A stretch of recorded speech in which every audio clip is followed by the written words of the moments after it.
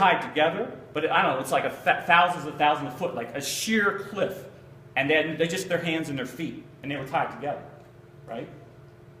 But I think it's it's an incredible commitment of trust to go on that journey, right? I just thought of like the metaphor of marriage, and how marriage has to be the same thing, right? Where you're tied together, but it's got to be an incredible commitment that when one person falls, see, you're not going to start climbing up that mountain unless you're 100% sure that when you fall, the other person's going to be hang on. Same thing as going to war, right? You're not going to go heading into bullets unless you're 100% sure that the guy on your left and your guy this is the left, by the way. The guy on your left and the guy on your right are going to be there for you, right? The devil's saying, no, this is an outsider. She just shouldn't even be here. You're not going to make it by yourself. Just let her go. And that's how the devil's voices work. He tries to take things that look normal and that tries to make them make a lot of sense, right? In some ways it makes a ton of sense that he would just let the rope go, right? She's dragging you down.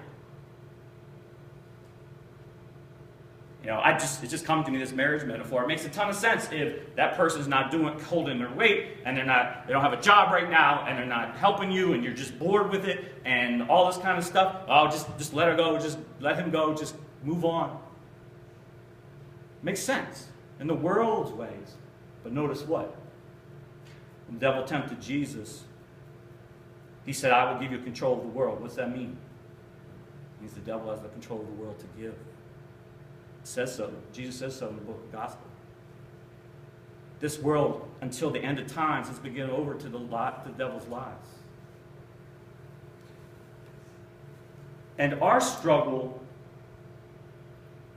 is to understand those voices in our head. And you know what? How do we understand them? We go more and more to Scripture and study. And we start to say, you know, those things I'm thinking, those things other people are saying to me, those things in my head, they're not in line with what Scripture says. Like maybe we say, I need to give this up.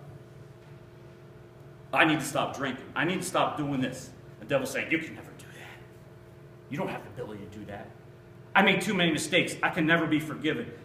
And the devil said, yeah, no, God, you know, other people, maybe they can be forgiven, but not you. I'm worried about my finances. And okay, the Scripture says God will provide for me if I give my faith in. The devil's saying, no, are you kidding me? He wasn't there before. He's not going to be there for you. I'm going to die old and alone and no one's going to love me. And the devil's like, yeah, you're going to be alone. Everyone's going to abandon you.